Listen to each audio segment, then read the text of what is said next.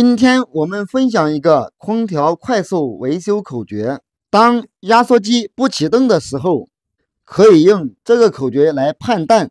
温度设置没问题，但是通电没反应，压机不转，风机转，一定先把电容看，电容鼓包需更换，排除电容查供电，如有供电查压机，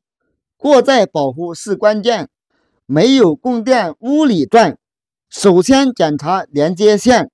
其次要把温控看，温控最好能更换。继电器是个重点，